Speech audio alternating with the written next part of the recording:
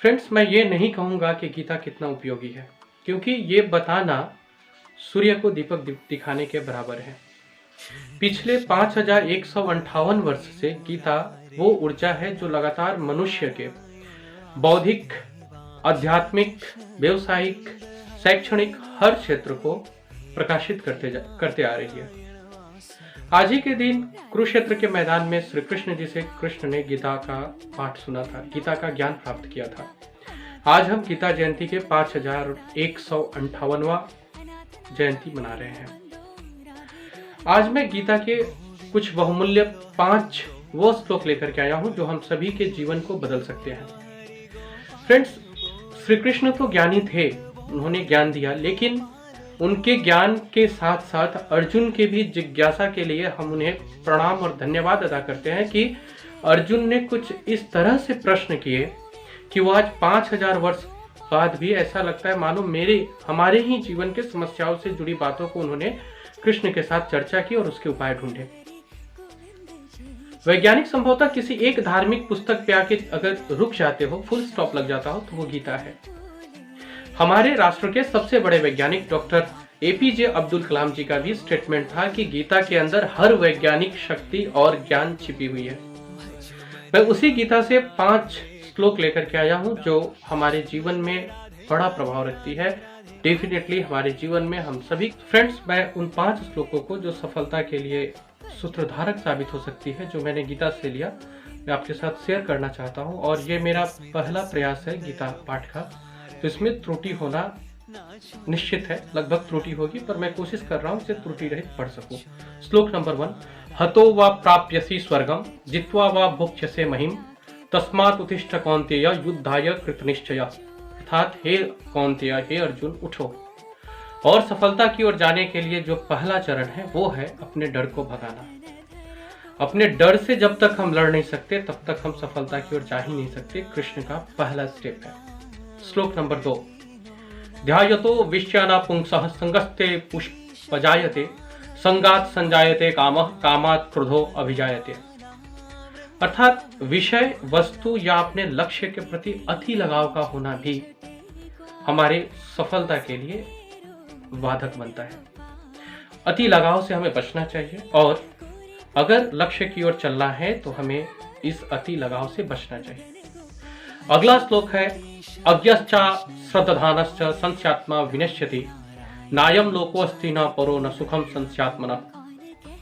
अर्थात हे अर्जुन, इस संसार में, इस लोक में और उस लोक में भी, अर्थात आध्यात्मिक लोक में भी, जो भी व्यक्ति शक या संदेह के घेरे में है उसे सुख नहीं मिल सकता।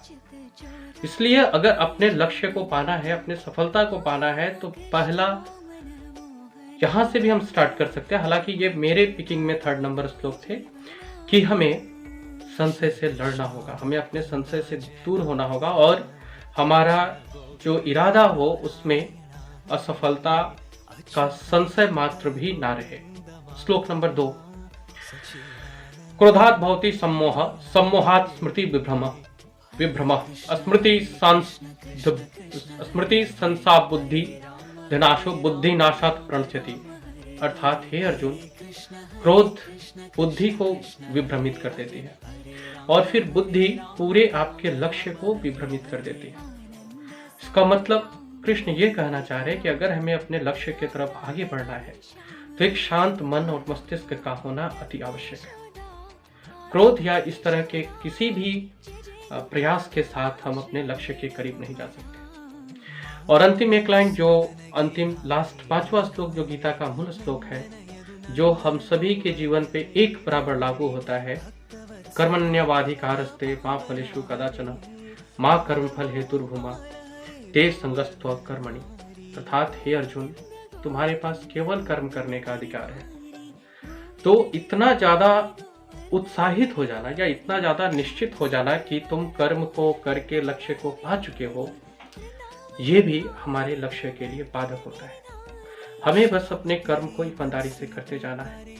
रास्ते में उतार चढ़ाव आने स्वाभाविक है, वो होंगे ही। उस उतार चढ़ाव को ठुकरा के, उस उतार चढ़ाव को स्वीकार करके और इस बात पे अपना ध्यान रख के कि हम कर्म कर सकते हैं, हम इस क्षेत्र में आगे बढ़ सकते हैं। अर्जुन ने फिर कृष्ण से पूछा भी है कि ये सफल वाले लोग किस प्रकार कर्म करते हैं, उनके क्या लक्षण होते हैं।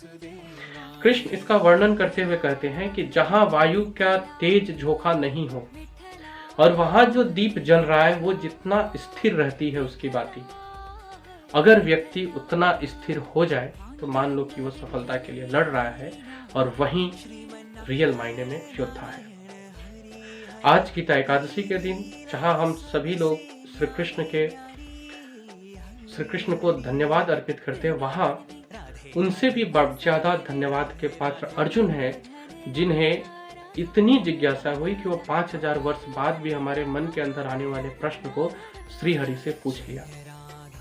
पता नहीं नारायण हमें मिलते नहीं मिलते, इसके बाद और कोई कृष्ण के पास बैठ के इस तरह से प्रश्न कर सकता या नहीं कर सकता, लेकिन अर्जुन ने न केवल अपने मन का बल्कि पूरे मानव जाति के कल्याण के लिए कृष्ण के साथ जो वार्तालाप की, कृष्ण से जो प्रश्न किए, उसके लिए अर्जुन को भी कोटि कोटि धन्यवाद और कृष्ण को प्रणाम।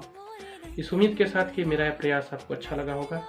आज के दिन की ढेर सारी बधाई और हरियाणा सरकार को जिन्होंने गीता जयंती मनाने का निर्णय किया और लगातार मना रहे हैं, बहुत बहुत धन्यवाद कि इसके जरिए वो हम युवाओं को गीता से जुड़ने के लिए प्रेरित कर रहे हैं।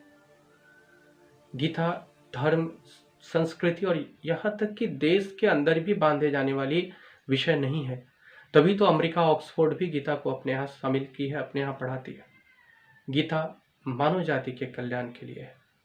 पूरे मानव जाति की तरफ से कृष्ण और अर्जुन को कोटि कोटि प्रणाम। धन्यवाद।